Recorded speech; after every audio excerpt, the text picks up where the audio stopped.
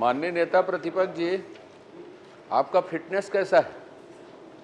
हाँ, क्या है आजकल कांग्रेस वाले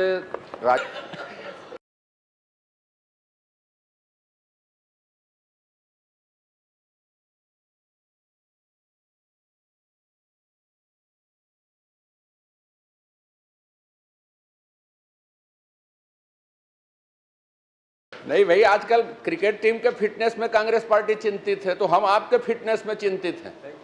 ठीक है ना? धन्यवाद आपका। प्रश्नकाल क्रमांक 1 श्री सुशांत शुक्ला जी। धन्यवाद अध्यक्ष महोदय। आज का जो प्रश्न है वो खाद्य विभाग के प्रश्न क्रमांक 1018 से उत्तरित होता है, जो माननीय मंत्री जी ने सदन पर आपके माध्यम से मुझे मिला है कि बेलतरा विधानसभा क्षेत्र के अंतर्गत वर्ष 2022, जिसमें माननीय मंत्री जी का जो जवाब आया है कि 22 से 25 तक APL ration card, BPL card, ration card जारी नहीं किया गया है, जबकि मेरे पास जो तथ्य हैं 57 राशन कार्ड ऐसे हैं जो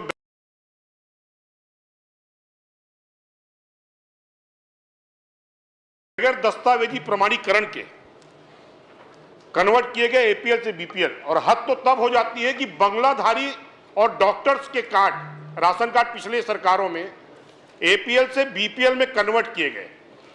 अब मेरा विषय आपके माध्यम से माननीय मंत्री जी से सीधा सीधा है कि वर्तमान समय में जिनके आईडी कार्ड, आईडी नंबर से ये जो कार्ड तब कन्वर्ट किए गए, परिवर्तित किए गए, उन अधिकारियों के विरुद्ध क्या कार्रवाई की गई है?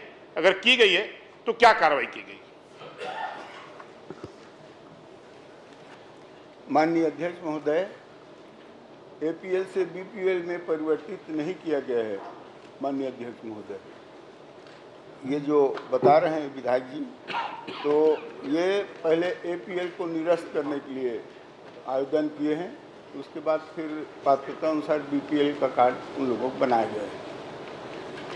माननीय अध्यक्ष महोदय, संबंधित विभाग ने माननीय मंत्री जी के माध्यम से सदन को गुमराह करने की व्यवस्था बनाई है। 57 कार्ड मेरे पास ऐसे हैं जो सक्षम लोग हैं, आर्थिक तौर पर संपन्न लोग हैं, और उन्होंने द्वारा कोई आवेदन नहीं दिया गया कभी।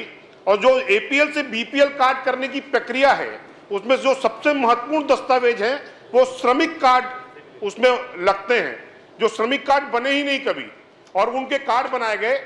मैं आपके माध्यम से स्पष्ट कर दूं कि पूर्ववर्ती सरकार में माननीय प्रधानमंत्री जी की योजना, जो अन्य योजना थी, उसमें 5 किलो अतिरिक्त चावल का जो आवंटन होना था, उस पूरी प्रक्रिया में बिलासपुर के 170 राशन दुकानों में प्रति दुकान लगभग 50 राशन कार्ड अतिरिक्त एपीएल से बीपीएल बनाए गए और व्यापक भ्रष्टाचार किया गया। मैं आज आपके माध्यम से आईडी नंबर भी उल्लेखित करना चाहता हूं, जिस आईडी की नंबर से ये राशन कार्ड बने, और स्पष्ट समाचार पत्रों के माध्यम से भी उल्लेखित है कि मध्य प्रदेश के सागर में ये आईडी नंबर खोले गए और वहां से 1300 राशन कार्ड डिलीट किए गए जब ये विषय उठा। राशन कार्ड जब बने वो 2022 में बने और 2024 में इसकी शिकायत हुई। शिकायत करने के बाद वर्तमान प्रशासनिक अधिकारियों द्वारा 1300 राशन कार्ड डिलीट किए गए। और आज जो जवाब दिया जा रहा है बेलतरा विधानसभा के दृष्टि से, तो बेलतरा विधानसभा बिल्हा विकास खंड के अधीन आता है और नगर निगम बिलासपुर की, और दोनों लोकल बॉडी की कोई भी दस्तावेजी प्रमाणीकरण इन राशन कार्डों के साथ संलग्न नहीं किया गया है। तो मैं आपके माध्यम से मांग करना चाहता हूं माननीय मंत्री जी से कि क्या संबंधित दोषी अधिकारियों को कार्य से पृथक करके मेरे समक्ष जांच कराएंगे क्या?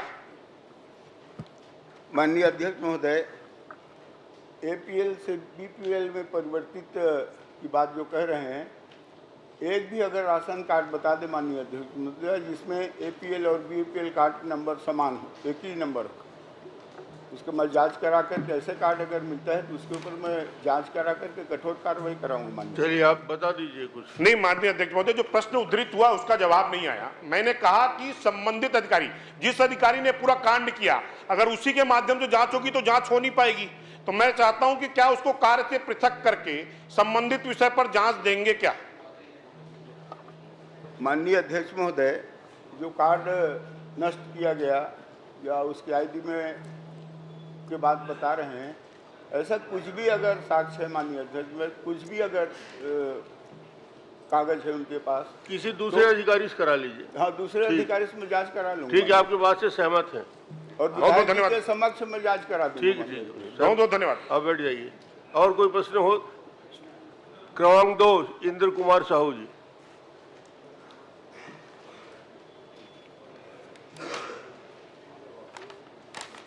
प्रश्न क्रमांक 3 श्री इंद्र साहू जी। माननीय अध्यक्ष महोदय, खाद्य मंत्री जी से मेरा प्रश्न है। धान खरीदी के संबंध में सरकार ने धान खरीदी के नाम पर बहुत सारे वादे किए और अपनी पीठ भी थपथपा ली। ये तो हमारे लिए गौरव की बात है कि पूर्ववर्ती कांग्रेस की सरकार ने धान खरीदी की शुरुआत की थी और किसान खुशहाल थे। लेकिन आज वर्तमान में किसानों के साथ जो दुर्दशा हुई है, जो अनियमितता खरीदे में की गई, जो अव्यवस्था देखी गई, वो किसी से छुपी नहीं है। और मेरा प्रश्न ये है कि पंजीकृत हमारे बलौदाबाजार भाटापारा जिला में कितने कृषक हैं और पंजीकृत कृषक से कितनी धान की खरीदी की गई और कितनी उनको राशि दी गई। मैं इस प्रश्न का जवाब तो आ चुका है। मेरा प्रश्न है अध्यक्ष महोदय, हमारे माननीय नेता प्रतिपक्ष महंत जी हमारे भाटापारा विधानसभा के ग्राम तरेंगा के संग्रहण केंद्र में स्वयं गए थे और वहाँ उन्होंने खुद इस बात की पुष्टि की कि अमानक बारदाना जो वहाँ उपयोग में लाया गया, और आज माननीय मंत्री जी के द्वारा ये जानकारी दी गई है कि वह सभी जो बारदाना उपयोग किया गया वो मानक पाया गया करके। तो मेरा प्रश्न यही है कि इसमें जूट उद्योग को बचाने का जो प्रयास किया जा रहा है और माननीय नेता प्रतिपक्ष जी के वहाँ जा करके जो उनके द्वारा जो निरीक्षण किया गया था और उनके जो बातें जो वहाँ के प्रभारी को जो तथ्य सामने जो लाया गया था, उन्होंने स्वीकार भी किया था कि बारदाने अमानक है। और हमारे यहाँ सदन में भी मीडिया के साथियों के सामने में नाप तोल करके भी देखा गया था कि 470 ग्राम 480 ग्राम बारदाना पाया गया। उसके बाद भी ऐसी कौन सी जांच रिपोर्ट किस अधिकारी के द्वारा किया गया, मैं माननीय मंत्री जी से जानना चाहूँगा कि उस जांच का विवरण उपलब्ध कराएंगे क्या। माननीय अध्यक्ष महोदय, वैसे ये प्रश्न ध्यान आकर्षण में आ चुका है और पूरा इसमें चर्चा किया जा चुका है माननीय अध्यक्ष महोदय। फिर भी मैं कहना चाहूँगा, धान खरीदी केंद्र तरेंगा विपणन संघ द्वारा प्रदाय नया जूट बारदाना अमानक बारदाना होने का शिकायत प्राप्त हुआ था, जिसकी जिला स्तरीय टीम द्वारा जांच किया गया। माननीय महोदय द्वारा बिना नमी के जांच कर बारदाने का वजन किया गया, जिसमें 480 ग्राम होना बताया गया, जबकि नमी ज्ञात कर निर्धारित गणना सूत्र अनुसार वजन किए जाने पर बारदाने का औसत वजन 578 से 590 ग्राम तक पाया गया। जूट बारदानों का मानक वजन नमी प्रतिशत की गणना के आधार पर 545 ग्राम से 626 ग्राम तक होता है। इस प्रकार बारदाना निर्धारित गुणवत्ता का होना पाया गया है। इस प्रकार शिकायत निराधार पाया गया। चलिए, निराधार है। बोलिए, और कोई प्रश्न? माननीय अध्यक्ष महोदय, माननीय मंत्री जी के द्वारा ऐसी जवाब प्रस्तुत करना ये बहुत ही दुर्भाग्य की बात है। और जब सामने हमारे माननीय नेता प्रतिपक्ष जी वहाँ जा करके प्रभारी से मिले, प्रभारी द्वारा स्वीकार भी किया गया कि यह अमानक बारदाना था, उसके बाद मंत्री जी द्वारा ऐसा जवाब प्रस्तुत करना बहुत ही शर्मनाक बात है इस सदन के लिए। और मैं चाहता हूँ कि ऐसी पुनरावृत्ति ये भाषा जो है नहीं बहुत होनी चाहिए। आपत्तिजनक है। माननीय, शर्मनाक बात है मंत्री जी के उत्तर को ये कहना, घोर आपत्तिजनक भाषा का इस्तेमाल हो रहा है और इसको डिलीट करवाएं। और मैं तो ये कहता हूं कि वो खेद व्यक्त करें, जो उत्तर दिया गया है उससे असहमत है तो दूसरी प्रक्रिया माना चाहिए। विलोपित कर देंगे। हाँ, आप प्रश्न कर लीजिए छोटा सा। चलिए ठीक, कोई बात नहीं, विलोपित हो गया। आप एक आध प्रश्न और करना है तो कर लीजिए। माननीय अध्यक्ष महोदय, मैं चाहता हूं कि उस बारदाना के मानक होने का जिस अधिकारी ने भी जांच की है उसका जांच रिपोर्ट प्रस्तुत की जाए। चलिए जांच रिपोर्ट प्रस्तुत करवा दीजिए। माननीय अध्यक्ष महोदय, तरंगा सोसाइटी में जो बारदाना का वजन किया था माननीय नेताजी के द्वारा, उसमें नमी नहीं जोड़ा गया था। माननीय अध्यक्ष महोदय, हम जांच कराएं नमी से ही तो जो बारदाना है सही पाया गया। चलिए ठीक, माननीय नेता। सर, इसी बात से संबंधित मेरा प्रश्न है। मैं स्वयं वहाँ उपस्थित था, उस बारदाने का नाप तोल कर आया। वहाँ की समिति के जो प्रभारी हैं उनने कहा सर ये थोड़ा कम है। मैं यहाँ नाम नहीं लेना चाहता किसके कंपनी का कौन सा बारदाना है, और सरेआम इस तरह से याद कहूँ मुझे झूठा साबित किया जा रहा है, या सदन को गुमराह करने की बात जैसे सुशांत शुक्ला ने किया उसी तरीके से बार बार इनके विभाग में सदन को गुमराह करने की बात आती है। मैं उनसे कुछ नहीं चाहता, मैं आपसे चाहता हूं कि क्या आप विधायकों की समिति बना के इससे जांच कराना पसंद करेंगे? इस तरह से कितने बार विधायक, नेता प्रतिपक्ष या मंत्री लोग झूठे कहलाएं आपके सदन में, ये तो आपको देखना है सर। तो मैं आपसे चाहता हूं कि आप एक समिति बना दें, सदस्यों की जांच कर लें। हमें इससे कोई इस बात का कुछ दिखाना नहीं है कि मंत्री ने गलत जवाब दिया, कि आपके अधिकारियों ने गलत जवाब दिया। इस तरह से बात इन्हीं के विभाग में ज़्यादा आ रहा है। तो सदन को गुमराह करने की इनकी जो मंशा है, इनके अधिकारियों की मंशा है, उसको ठीक से एक बार सदन के जो अधिकार हैं उसको सुरक्षित रखने के लिए, विधायकों के अधिकार को सुरक्षित रखने के लिए मैं आपसे निवेदन करता हूं कि आप एक सदन की समिति बना दें। अभी बोरा रखा हुआ है वहाँ, फिर जाके जांच कर लेंगे। कोई नई बात तो है ही नहीं। जैसे कि वो खुद ही कह रहे हैं कि 545 से 626 तक का उसका वजन होता है, और मैं नापा तो उस दिन था वो 480 ग्राम। कितना नमी जोड़ेंगे, कितना घटाएंगे, क्या करेंगे, ये तो अलग बात है सर। आपसे निवेदन करना चाहता हूँ। जो जांच प्रतिवेदन है वो प्रस्तुत कर देना जी। माननीय नेता प्रतिपक्ष की मांग है कि जो जांच कराए थे आपने, और विभाग से एक बार और जांच करा लें। मान लो इनको शंका है तो विभाग से जांच करा लें, क्या दिक्कत है? अध्यक्ष महोदय, मुझे शंका नहीं है, मुझे पूरा विश्वास है कि यहाँ सदन को गुमराह किया जा रहा है। फिर से तो प्रतिवेदन तो उन्हीं लोगों ने दिया है जो अधिकारी लोग गए होंगे। विधायकों की उपस्थिति में हो जाए, उन्हीं के क्षेत्रों के दो तीन विधायकों को ले जाएं, उनके भी जांच करा लें, उसमें क्या दिक्कत है? नहीं, उसका प्रतिवेदन जो है माननीय अध्यक्ष में हम जांच कराएं, उसका प्रतिवेदन भी है। प्रतिवेदन यही आया है, उसका जो नमी है उसके सहित तौलोगे बराबर प्रस्तुत करवा दें। ठीक है। प्रश्न क्रमांक 4 श्री बघेल लखेश्वर।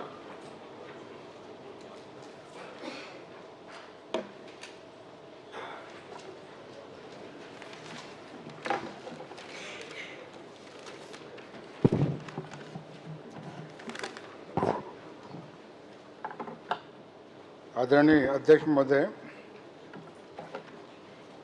धान खरीदी के दौरान अवैध रूप से धान संग्रहित करने, परिवहन से जब्त की गई कार्रवाई से संबंधित था। माननीय मंत्री जी ने जब्त किए गए सभी जानकारी प्राप्त हुआ है, लेकिन धान खरीदी के संबंध में मेरा ये कहना है अध्यक्ष महोदय, धान खरीदी में भारी घोटाला हो रहा है। उसको सरकार नहीं समझ रही है, ना कोई समझ रहा है। और जो हमारे खासकर बस्तर में इस साल वर्षा कम हुआ, लेकिन उत्पादन ज़्यादा हुआ। कैसा हुआ उससे संबंध में चिंता करने की जरूरत है। जो अवैध रूप से परिवहन करते इतने धान पकड़ा गया, तो एक तो चिंता का विषय है कि क्यों ऐसा अवैध रूप से धान आ रही। उत्पादन हमारे 21 कुंटल हो रहा है प्रति एकड़, तो बाहर से आने की क्या जरूरत, जब्त करने की क्या जरूरत। तो इसमें चिंता करने, किसान के मामला में ज़्यादा कहना नहीं चाहूँगा। 21 कुंटल खरीदी के संबंध में हमारे पूर्ववर्ती सरकार के संबंध में माननीय हमारे वरिष्ठ मंत्री थे उस समय, कमेंट्स किए थे, चैलेंज भी किए थे कि उत्पादन 21 कुंटल होता ही नहीं, खरीदी कैसे हो रहा है, आपके ओर इशारा है मेरा, है ना। तो फिर भी ऐसा इतने धान खरीदी कैसे हो रहा है? लखेश्वर इसमें जी, जो मैंने मांग की थी ना उसको सुधार देता हूं। जितना उत्पादन आपने दिखाया उससे ज्यादा आप खरीद रहे हैं, या तो आप गलत खरीद रहे हैं या उत्पादन को मेरे में ये कहना है। सुधरवा लीजिए कहा था आपने, सुधरवाया नहीं उसको। नहीं, अभी सुधारने की जरूरत, सुधारने के लिए आप आए ना, हम लोग सुधार नहीं पाए, इसमें चिंता करने, माननीय मंत्री जी चिंता करने की जरूरत है, ऐसा कैसे हो रहा है। और मैं इससे संबंधित कुछ दो पूरक क्वेश्चन करना चाहूँगा। धान की जब्ती के संबंध में, क्या धान परिवहन करते हुए किए गए, जब्त किए गए, क्या घरों से किए गए, थोड़ा बताने का। कहाँ जब्त किए गए, घर से कि दूसरी जगह?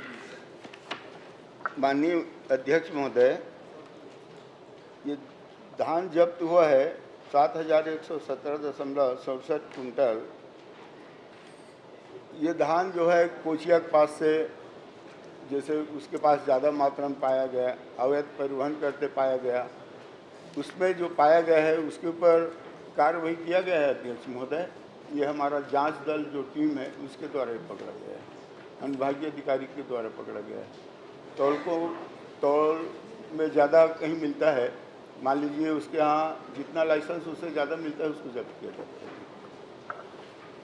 जी, ये जो कार्रवाई चल रहा है, कोई समय सीमा है क्या, कब तक कार्रवाई हो जाएगी? तो वो बताने की कोशिश करेंगे। और मान दो बात और है, जो आपने वसूली पर जो राशि वसूली की गई है, उसके लिए भी कोई मापदंड है क्या? कितने कुंटल में कितना करना चाहिए, क्या करना है? आपने 15 कुंटल के 2660 रुपये किया है, फिर 8 कुंटल के लिए 3312 कुंटल, फिर 36 कुंटल के लिए 16790। इस पर कोई मापदंड है क्या कि इतना हमारा निर्धारित है, इतना जब्त मालों का इतना दरों से वसूली या उनका अर्थदंड करना है, कोई मापदंड?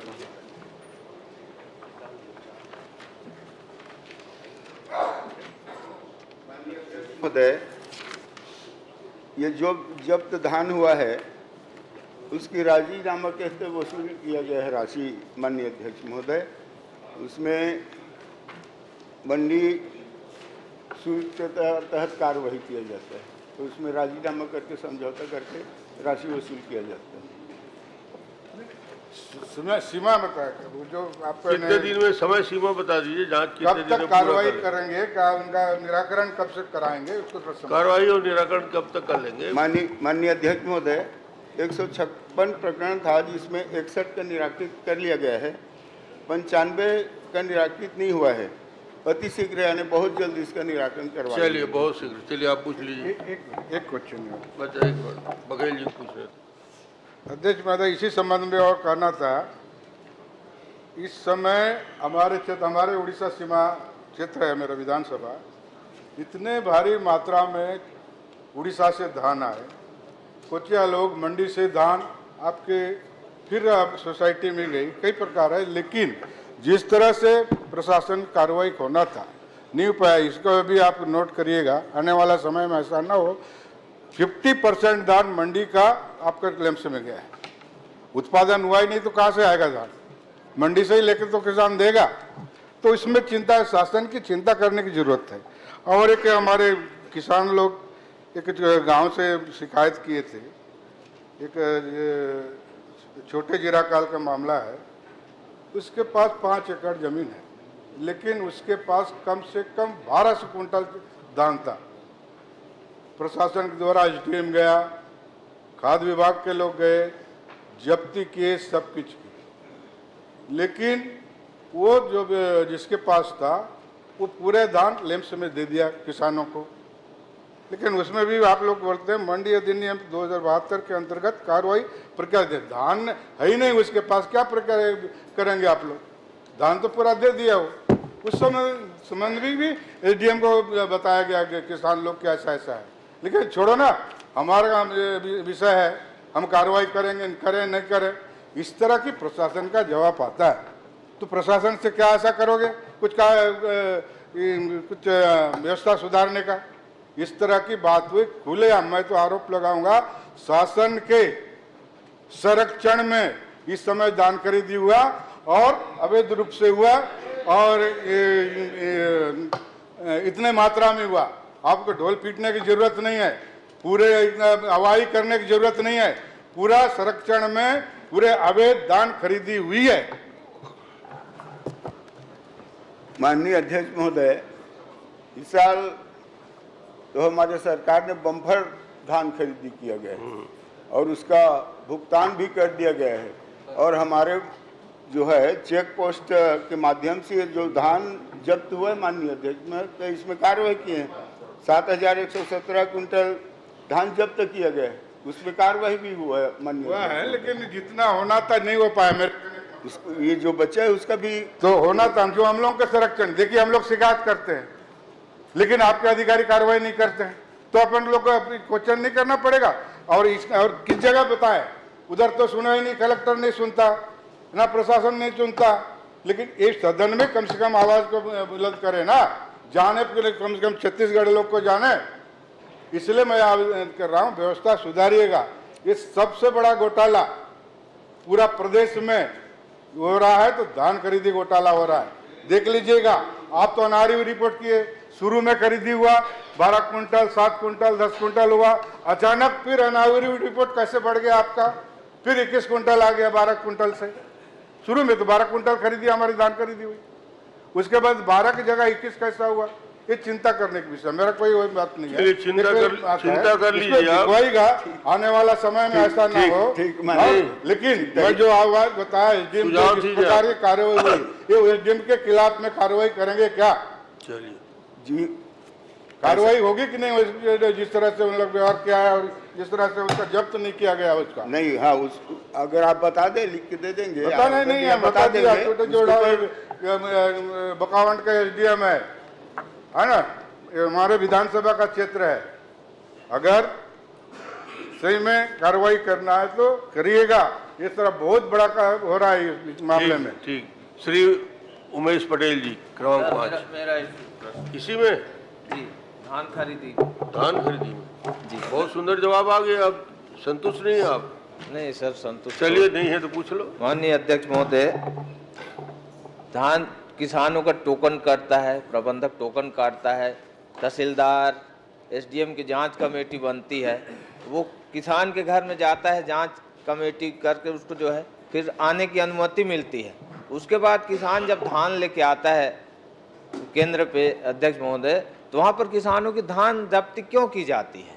जब एसडीएम घर में गया, सब कुछ जांच हुआ, उसके बाद उसके धान को जो है जब्ती कर ली जाती है। आपका धान पाखड़ है, सब कुछ ये करके पाखड़ के नाम पर, और वही प्रबंधक जो है उसके धान को जो है वहाँ पर सेटलमेंट करके जो है वो अपना कम कीमत में 20 रुपये किलो पे धान को खरीदता है। ऐसा क्यों हुआ अध्यक्ष महोदय? इसको मेरे यहाँ रायगढ़ जिले की समिति प्रभारी केंद्रों के जो है शिकायत बहुत से आए हैं। इसके मंत्री जी जवाब दें।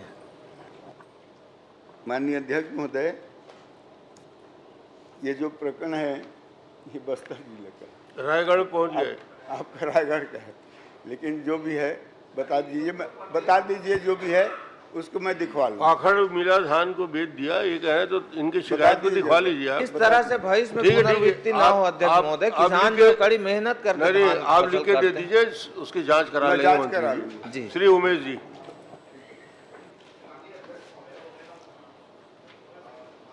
ने उत्तर दिया है कि जो शुरू में आवेदन हितग्राहियों के आवेदन प्राप्त हुए थे उससे कम लोगों के आज की स्थिति में कम लोग हैं उससे, और इसमें उन्होंने कारण भी बताए हैं। तो ऑब्वियसली आपने जांच कराया होगा, उसके बाद कटते गए होंगे।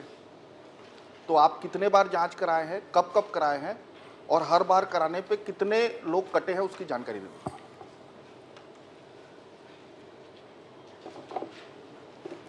माननीय अध्यक्ष महोदय, माननीय सदस्य जी ने जो महतारी वंदन योजना के बारे में जो जानकारी पूछा है, कि हमने जो इसमें आंकड़ा बताया है 70,27,154 हितग्राही आवेदन भरे हैं, और इसमें जो कमी आई है वो कमी आने का कारण यह है कि काफ़ी लोगों की मृत्यु हो गई है इस बीच में, कुछ लाभ त्याग कर दिए हैं। ये तो उत्तर आपने लिख दिया है। जो मैं पूछ रहा हूँ कि जांच कब कब कराया उसको बता दीजिए। देखिए अध्यक्ष महोदय, क्योंकि जांच समय समय पे होते रहते हैं, हर महीने होते हैं, हर दिन जांच होते रहते हैं। विभाग से जांच कराया होगा, जब भी जांच कराया उसका डेट और उसमें कितनी संख्या कम हुई उसको बता दीजिए। अब डेट उपलब्ध करा रहे हैं माननीय अध्यक्ष महोदय, तो डेट मैं माननीय सदस्य को उपलब्ध करा दूंगी। ठीक है, मैं आगे बढ़ जाता हूँ जी। आपने कहा कि कुछ लोगों की मृत्यु हो गई, कुछ लोगों ने लाभ त्याग किया, कुछ लोग अपात्र निकले, और एक मामला है जो बस्तर जिले से प्राप्त हुआ जिसमें नाम किसी और का था। तो जब ये आपके संज्ञान में आया तो क्या आपने जांच कराया कि इस तरह के और प्रकरण तो नहीं है कहीं पूरे प्रदेश में? और अगर जांच कराया तो कम से कम उसकी जानकारी दे दीजिए।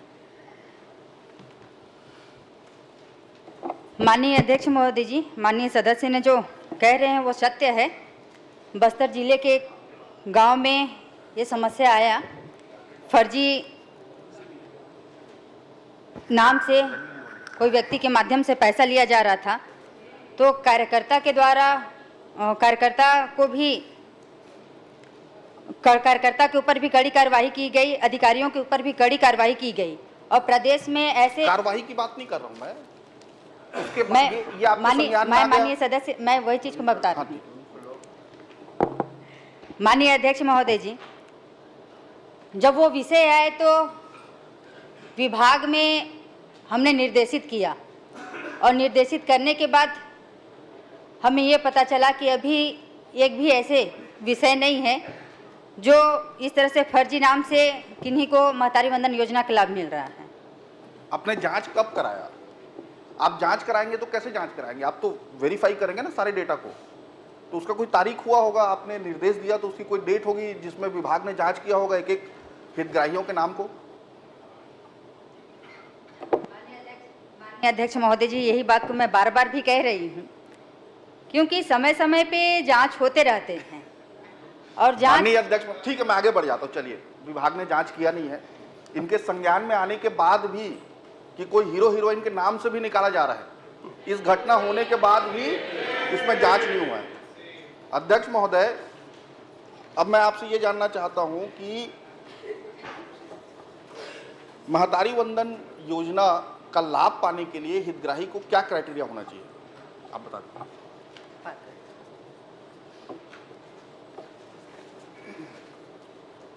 माननीय अध्यक्ष महोदय जी, महतारी वंदन योजना के हितग्राही के लिए जो पात्रता होनी चाहिए वो तो सबसे पहले आयकर दाता ना हो, वो वर्ग 1, 2, 3 ना हो, और इसमें माननीय अध्यक्ष महोदय जी पात्रता श्रेणी के लिए 21 वर्ष से अधिक हो, कम ना हो, और विधवा, तलाकशुदा, परित्यक्ता महिला को भी इस योजना का लाभ दिया जा रहा है, मतलब पात्र हो रही है।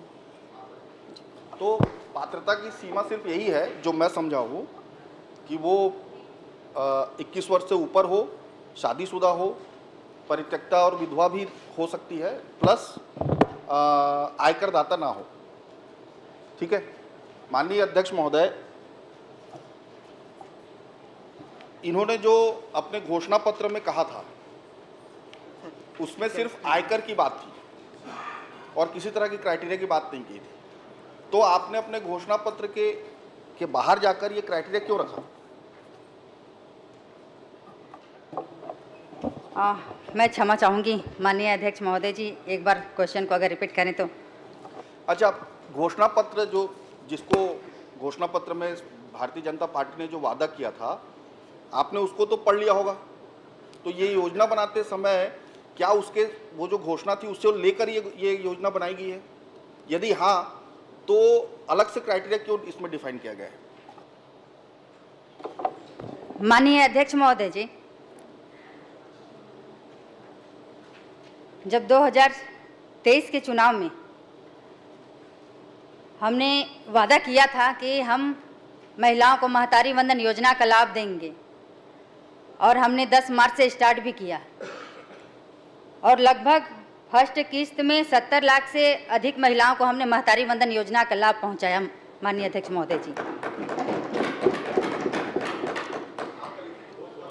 माननीय अध्यक्ष महोदय जी, मैं आपके माध्यम से माननीय सदस्य को एक बात अवगत कराना चाहूंगी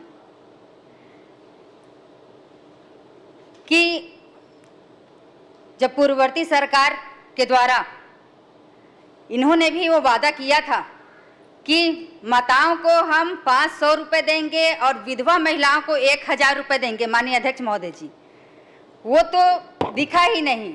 हमने तो इन कम समय में महतारी वंदन योजना का लाभ पहुंचाया है। माननीय अध्यक्ष महोदय जी, माननीय अध्यक्ष महोदय, अगर ये प्रश्न मैं पिछले कार्यकाल के लिए कर रहा था तो ये समझ में आता। ये प्रश्न तो इस कार्यकाल के लिए है, 6वीं विधानसभा के लिए है, तो अगर यहाँ का उत्तर दें तो ज्यादा ठीक रहेगा। दूसरा चीज,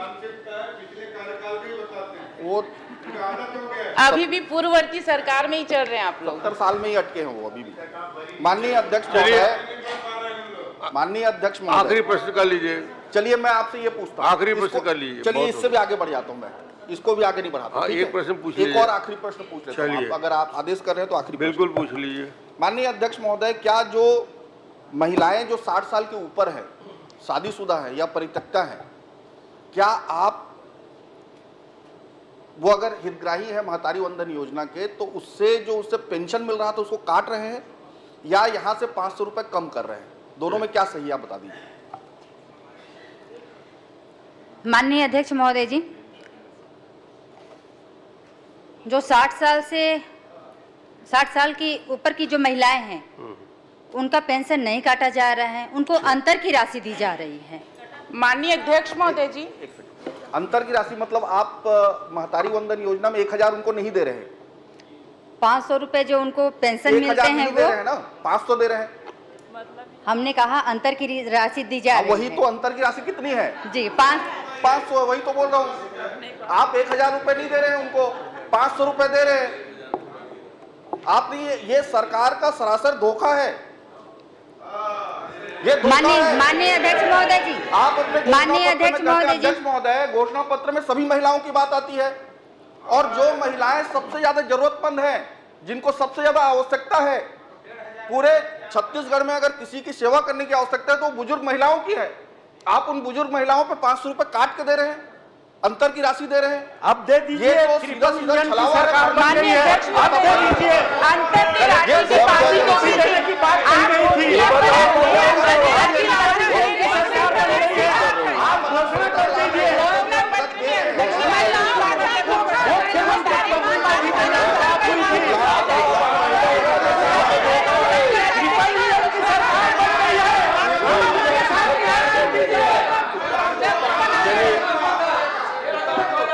माननीय अध्यक्ष महोदय, जिन लोगों ने 5 साल माताओं और बहनों को ठगा, 1000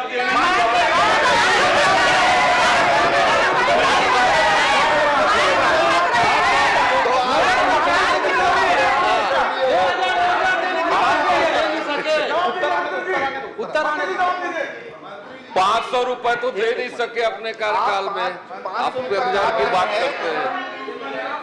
500 रुपए आप काट रहे हैं, आप यहाँ घोषणा कर लीजिए।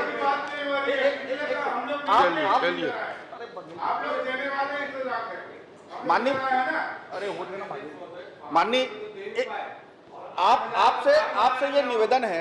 आपसे ये निवेदन है कि 500 रुपए जो आप काट रहे हैं, जो कम दे रहे हैं लोगों को, आज यहाँ सदन है, आप यहाँ घोषणा कर दीजिए 500 रुपए के अंतर की राशि नहीं काटी जाएगी। हम ताली बजाएंगे आपके लिए। आप बहुत सक्षम मंत्री हैं, 500 रुपए नहीं काट रहे, 1000 रुपए पूरा दे रहे। बहुत सक्षम मंत्री हैं, 1000 रुपए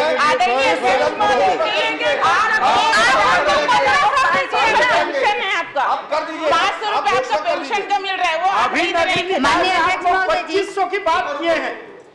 कर दो। माननीय सदस्यों के द्वारा जो बात कही जा रही है कि पूर्ववर्ती सरकार में ही चल रहे हैं, बात तो सुन लीजिए, बात तो सुन लीजिए, बात तो सुन लीजिए। अब आप लोगों को अवगत कराना जरूरी हो जाता है, क्योंकि आप लोगों ने 5 साल तो कुछ किया नहीं, इसलिए आपको अवगत करा रहे हैं। आदरणीय अध्यक्ष महोदय जी, इसलिए मैं कह रही हूं, विधवा महिलाओं को 1000 रुपए नहीं दे पाए। हम तो कम समय में 12वां किस्त अभी दे आप चुके घोषणा हैं। कर रही हैं, जो अंतर की राशि है उसको 500 रुपए आप करेंगी, अभी घोषणा माननीय अध्यक्ष महोदय जी, माननीय अध्यक्ष महोदय जी, माननीय सदस्य घोषणा करने के लिए बोल रहे हैं। हमने वादा किया था कि हम 1000 माननीय अध्यक्ष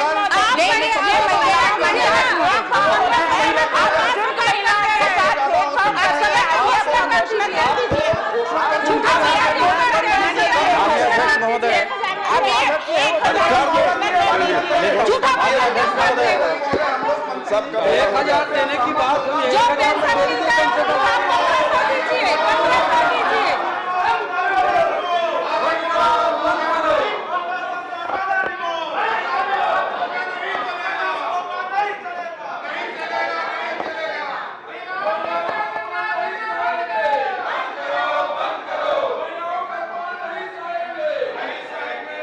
प्रश्न क्रमांक 6 माननीय अध्यक्ष महोदय, धर्मलाल कौशिक।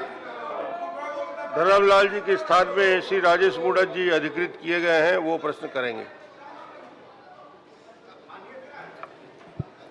सम्मानीय अध्यक्ष महोदय, मैं सम्मानीय धर्मलाल कौशिक जी के प्रश्न क्रमांक 6 पर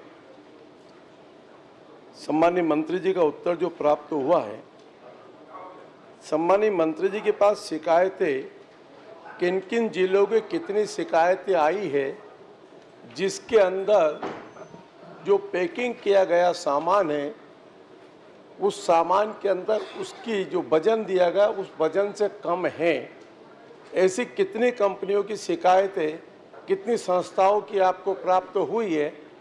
मैंने पूरे उत्तर में पढ़ा अध्यक्ष महोदय कि जिन जिन की शिकायतें प्राप्त हुई है उन शिकायतों पे खाली एक ही है कि प्रकरण का निराकरण किया गया और 5000 रुपये जुर्माना सबके ऊपर लगा दिया कंटिन्यू। तो क्या इसके नाम में खाली 5000 रुपये तक है या उसकी तारीख खत्म हो गई या उसके अंदर वह व्यक्ति कम सामान बेच रहा है, तो इसके ऊपर कठोर कार्रवाई के कोई और भी कोई नियम है क्या, या नियम स्पष्ट कर दे।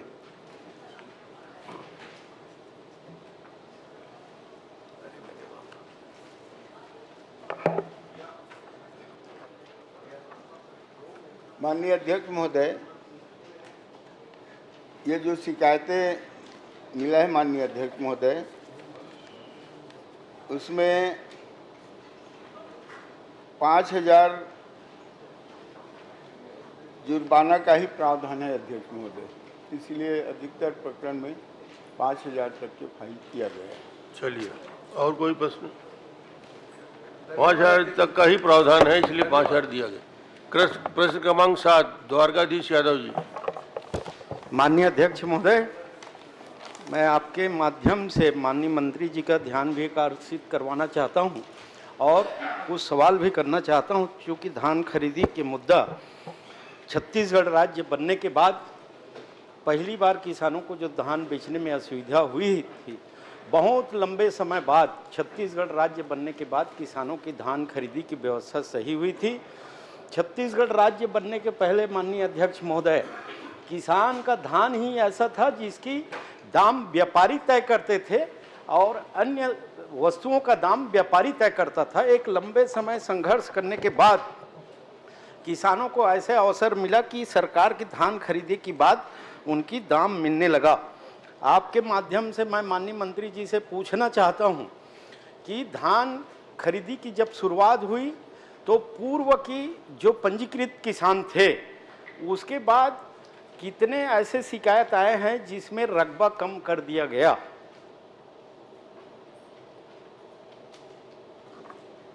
माननीय अध्यक्ष महोदय, इसके प्रश्न में माननीय अध्यक्ष महोदय रकबा का उल्लेख नहीं है। प्रश्न में आपने रकबा का उल्लेख कहीं नहीं किया है। आपके पूरे प्रश्न का निष्कर्ष यही है कि खरीदी कितनी हुई? अच्छा, मैं दूसरा जब्ती कितना हुआ? भौतिक स्थिति क्या है? 3 प्रश्न है आपके। दूसरा मंत्री जी सही जवाब दे रहे हैं। दूसरा प्रश्न मैं आप इससे संदर्भित पूछिए ना। जी जी जी, इसका उल्लेख है उसी में कल। चलिए। माननीय मंत्री जी, धान खरीदी में अनियमितता, अवैध धान की पकड़, जिलेवार और जब्ती और जब्त धान की भौतिक स्थिति मैं जानना चाहता हूं। जहां पर जब्त किया गया है वहां पर वास्तव में वो धान वहां नहीं है, और है तो आप बताएंगे, और नहीं तो उसकी जांच करवाएंगे क्या? चलिए, जब्त किए धान की भौतिक स्थिति जानकारी है तो जिले स्तर में बता दीजिए। माननीय अध्यक्ष महोदय,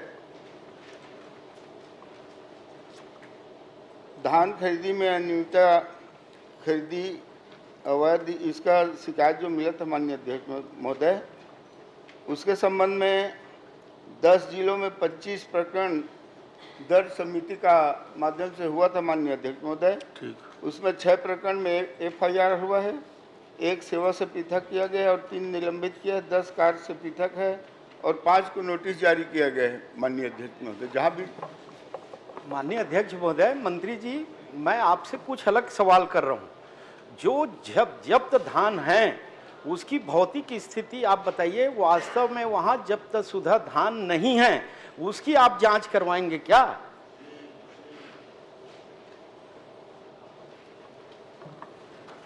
माननीय अध्यक्ष महोदय, जब्त धान की भौतिक स्थिति मात्रा सहित प्रपत्र स में दिया गया है माननीय अध्यक्ष महोदय। प्रपत्र आपके रिकॉर्ड में है। मेरी बात मांग अलग है कि आप इसकी जांच करवाइए। रिकॉर्ड में जब्ती धान बताया जा रहा है, लेकिन स्थल में वो धान नहीं है। वो जिस मंडी में आप जब्त करके रखे हैं वो फिर से कोचिए वापस हो गए हैं।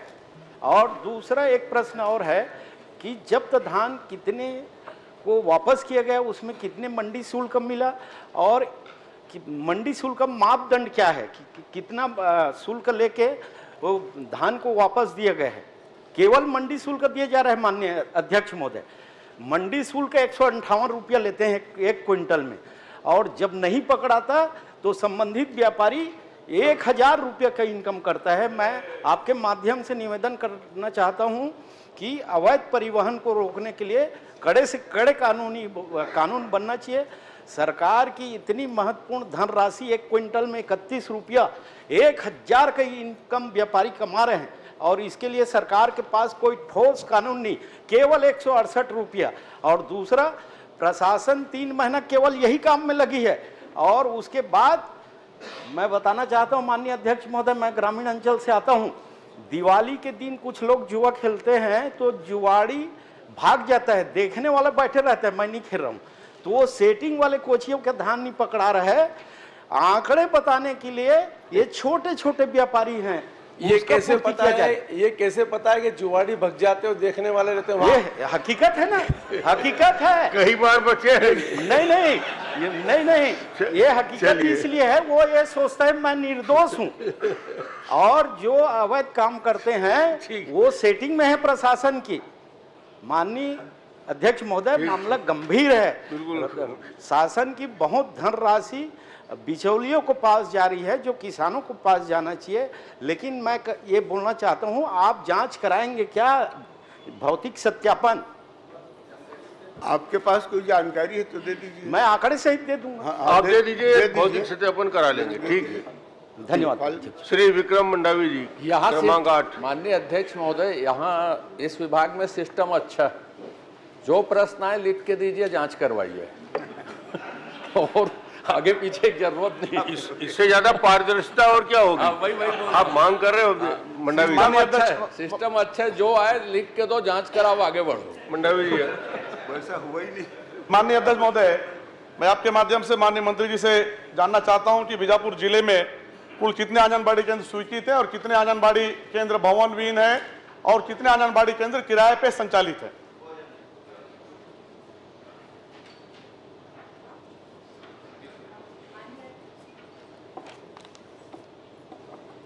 माननीय अध्यक्ष महोदय जी, माननीय सदस्य ने जो जानकारी मांगी है उत्तर में दिया हुआ है, फिर भी अगर जानकारी चाहते हैं तो उनको मैं बताना चाहूँगी।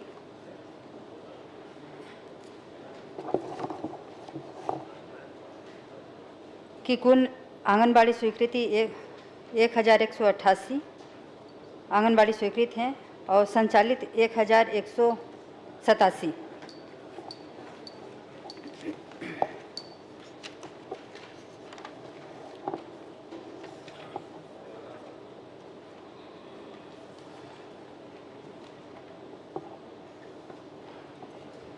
भवन भवन भवन बिन आंगनबाड़ी कितने हैं ये पूछ रहा था। भवन बिन आंगनबाड़ी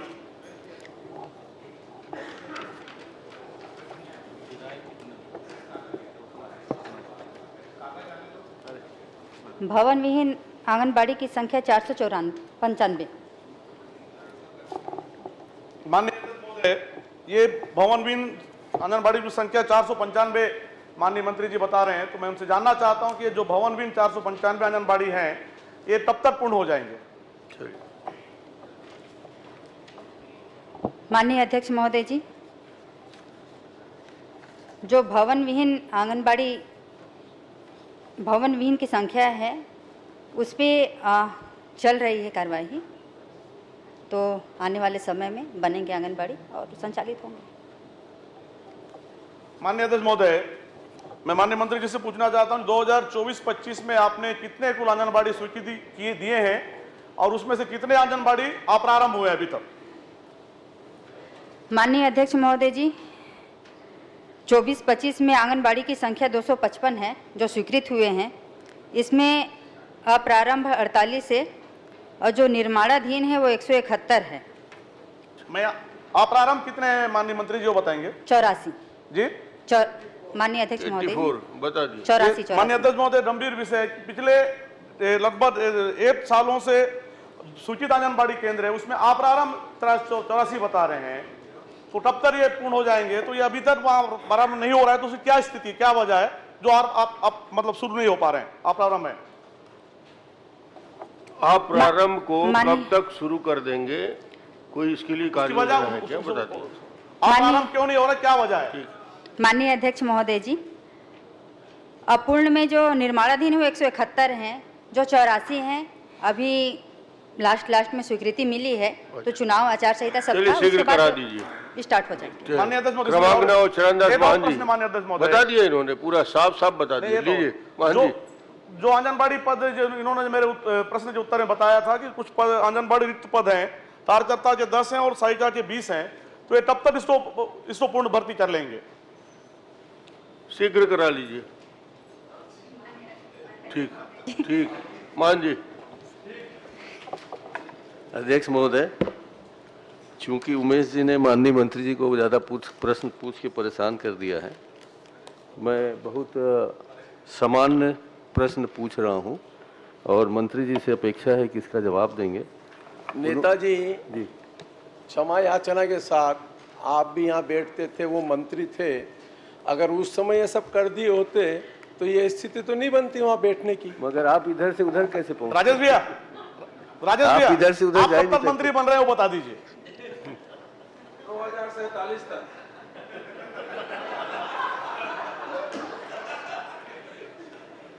अध्यक्ष महोदय, माननीय मंत्री जी ने बताया है कि मार्च 2024 से जनवरी 2025 तक कुल 24,194 हितग्राहियों के मृत्यु की जानकारी प्राप्त हुई है, जिसे भुगतान की सूची से हटाया है।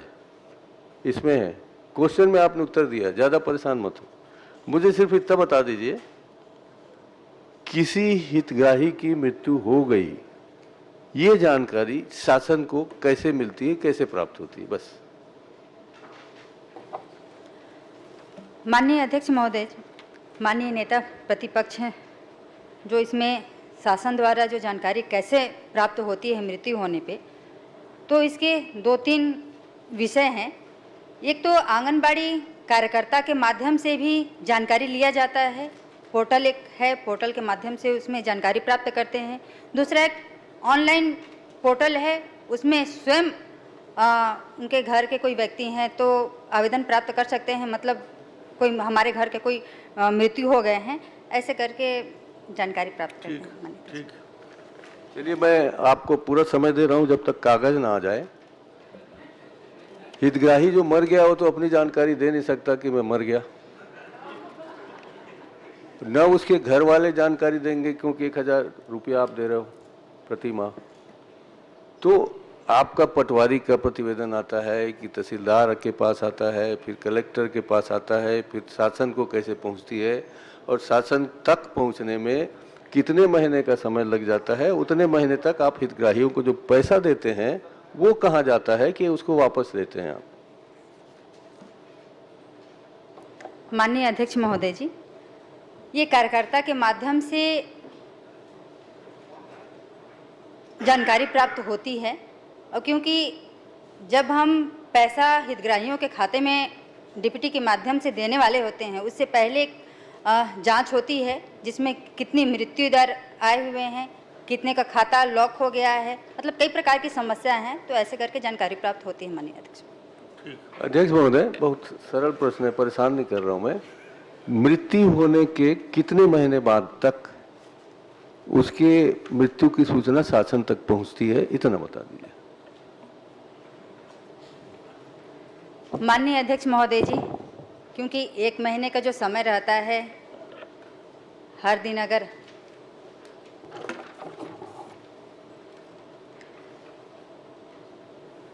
आंकड़े में तो नहीं बता पाऊंगी, लेकिन हर दिन अगर छत्तीसगढ़ में देखें तो काफ़ी सारी मृत्यु होती हैं। पर डे कुछ आवेदन आते हैं और खासकर आंगनबाड़ी कार्यकर्ताओं को निर्देश दे दिए गए हैं कि जैसे ही कोई हितग्राही की मृत्यु होती है तो तत्काल अवगत कराएं, ताकि जो विभाग से जो पैसा जाता है वहाँ से उनका लॉक करके, खाता लॉक करके पैसा ना जाए, उसके लिए यही प्रावधान। बहुत अच्छा। चलिए दिलीप लहरिया जी, क्रमांक 10। महोदय जी, पूरक प्रश्न था महोदय जी। नहीं हो गया, बस 1 मिनट अध्यक्ष दिलीप जी, महोदय टाइम कम है। दिलीप जी पूछने जी, बैठिए आप।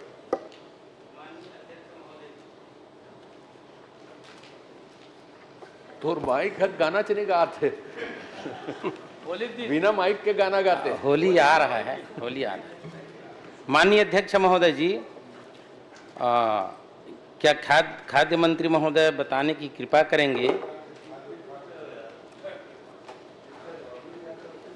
कि जो उपार्जन और निराकरण में कृषि विपणन सीजन 21-22 और 23-24 में जो वर्षवार क्षति वास्तविक अथवा अनुमानित जानकारी जो है वो कब तक आना है, और क्या इसके लिए कोई ठोस नियंत्रण, कोई नियम है?